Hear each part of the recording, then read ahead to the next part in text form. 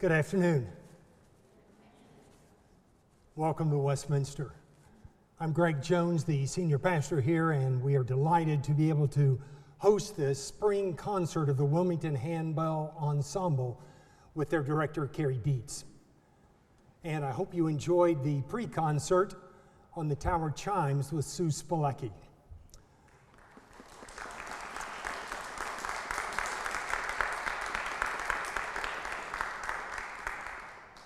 The past year has been challenging for all of us. The global pandemic has impacted the life of every person on this planet. To be sure, it has been harsher on some than others, but no one has escaped its reach. This afternoon, we will feature music that will remember those who have died during the pandemic. We'll also feature music that celebrates the resilience of the human spirit. And finally, we will reaffirm our hope in God.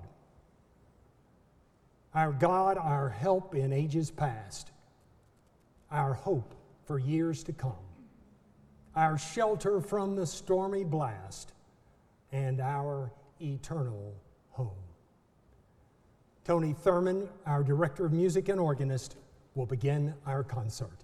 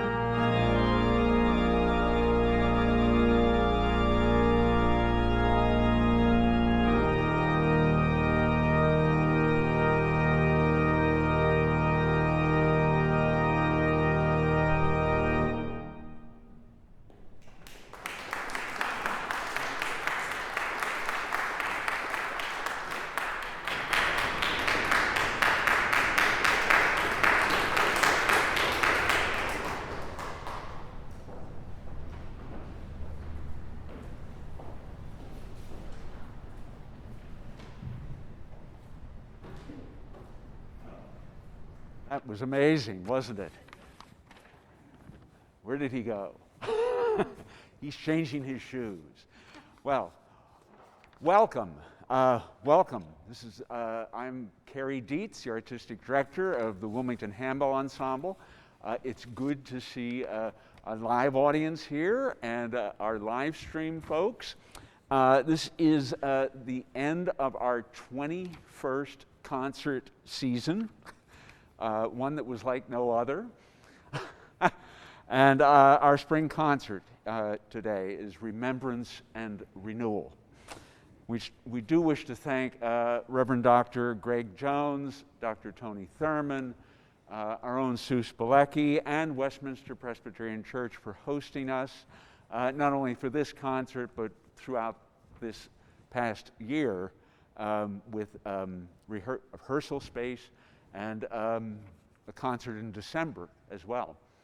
So we begin our part of the concert with what many consider the United States national hymn, America the Beautiful. It reflects on that which unites us as a nation is greater than what divides us. The tune was written for different words in 1882 by Samuel A. Ward, an organist and composer in Newark, New Jersey. He never met Catherine Lee Bates, who wrote the words, which were set to this tune in 1910. She was an English literature professor at Wellesley College who thought of herself as a global citizen, inspired by the view from the top of Pikes Peak in Colorado in the summer of 1893. She wrote the poem America with a keen wish for equality and a desire for an all-inclusive, egalitarian American community. From that view, she did not see borders or divisions. She saw unity.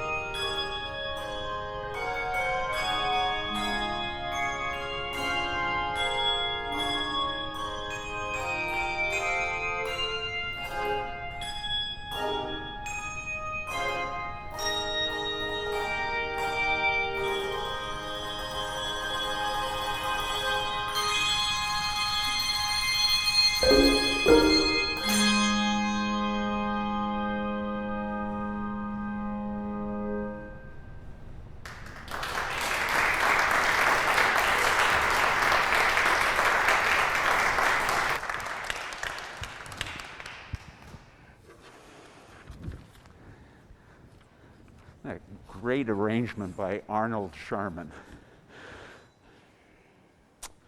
Well, unfortunately, what has united us as a nation and a world for over a year has been this pandemic, which has touched the lives of everyone. Our next selection, Remembering, is an original composition by John Benke. It's a reflective piece for those who died in the 2020 pandemic, that they may not be forgotten. Begins with a single tolling bell, from out which a melody emerges. A melody that seeks to express the significance of each life lived, including their struggle with this virus. Remembering.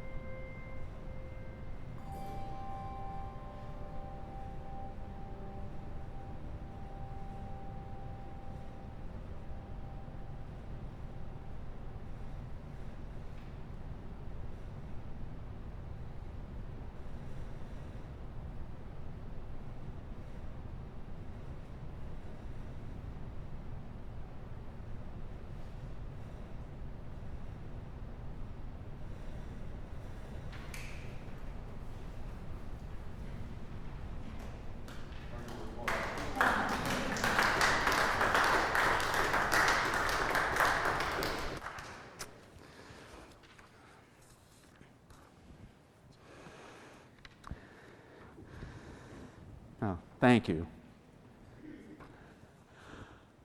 In programming Shall We Gather by the River, or Shall We Gather at the River, I had in mind what water symbolizes in many of our faith traditions. Restoration, rebirth, cleansing, renewal, new life. There's also an interesting backstory to the writing of this gospel hymn. In the summer of 1864, the Reverend Robert Lowry was pastor at Hanson Place Baptist Church in Brooklyn, New York. He wrote this hymn in the midst of a heat wave accompanied by an epidemic in the city, which claimed many lives. How ironic. Michael Hellman includes another gospel hymn in the middle of his arrangement, this one by Andrew Young, entitled "There is a Happy Land," a hymn of hope.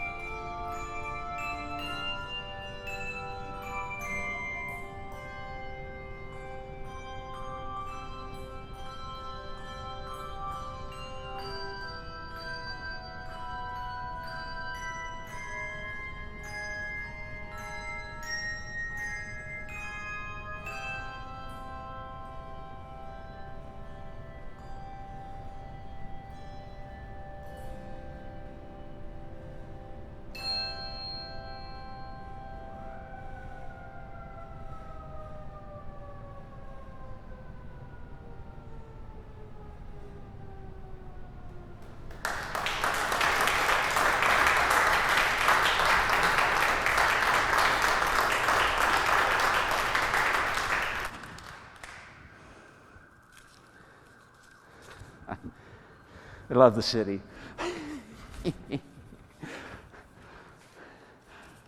A reading from Ecclesiastes.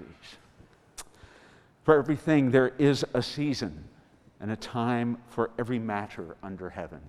A time to be born and a time to die. A time to plant and a time to pluck up what is planted. A time to kill and a time to heal. A time to break down and a time to build up. A time to weep and a time to laugh. A time to mourn and a time to dance. Yes, we do have hope for tomorrow. Even though this has been a terrible year worldwide, and we're still really in the midst of the pandemic, with the dawning of each new day, we see a glimmer of a brighter future. In fact, just next Friday, May 21st, Delaware is lifting the mandate for mask wearing for those who have been vaccinated, both outdoors and indoors with some stipulations. But we're getting there, right? We're getting there. Jason Krug offers to us a joyous celebration in this original composition, Glorious Dawn. Things are getting better, so it's about time we rejoice.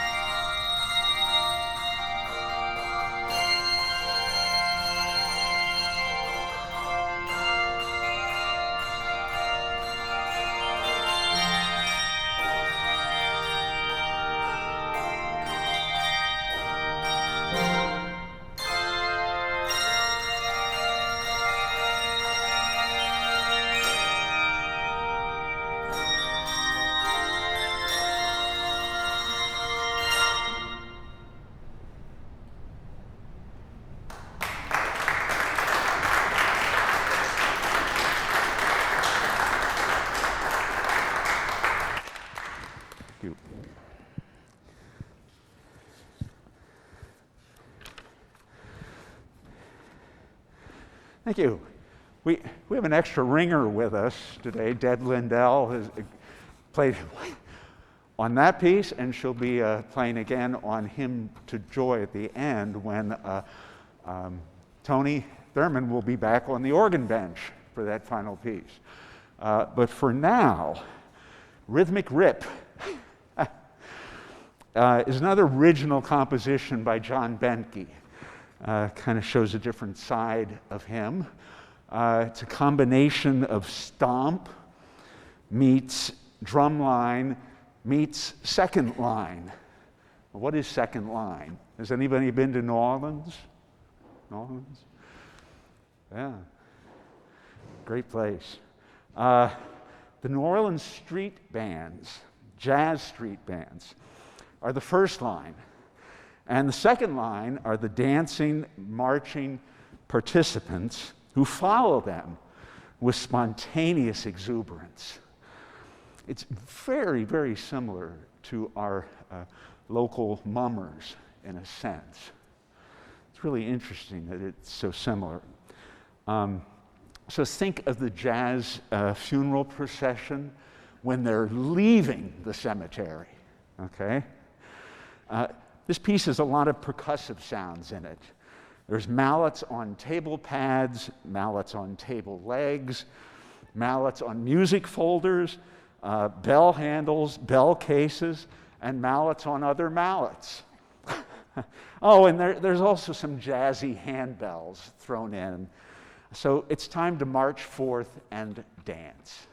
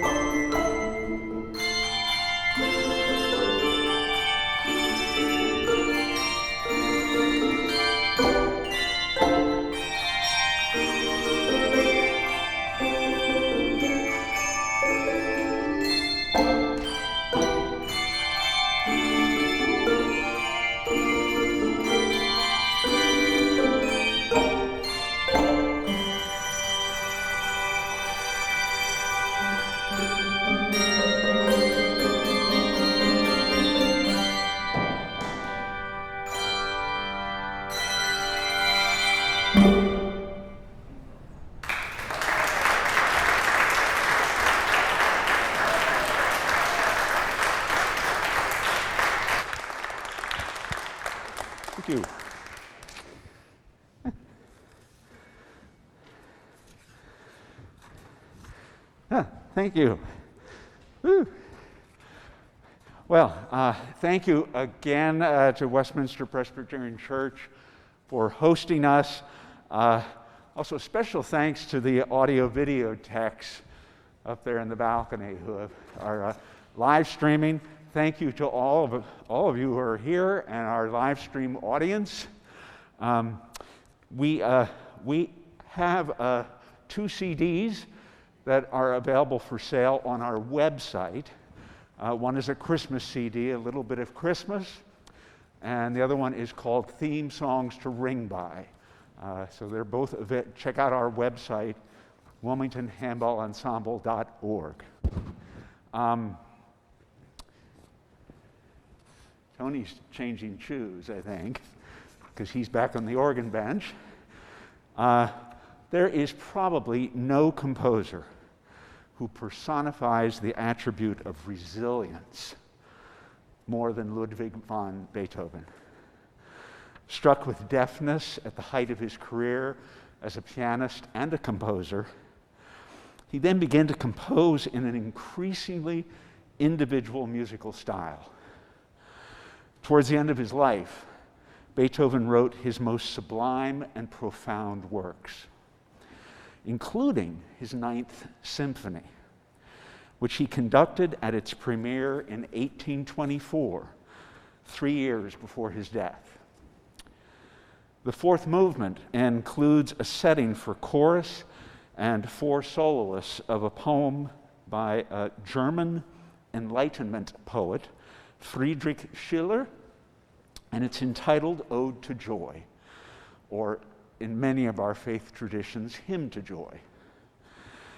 The poem contains these verses: "Joy, bright spark of divinity, daughter of Elysium, fire inspired, we tread thy sanctuary. Thy magic power reunites all that custom has divided. All men, women become brothers, sisters, under the sway of thy gentle wings." And so we come full circle, celebrating a united humanity that is resilient no matter what. And when Beethoven set these words to music, they became an anthem for the world. Again, thank you. Thank you.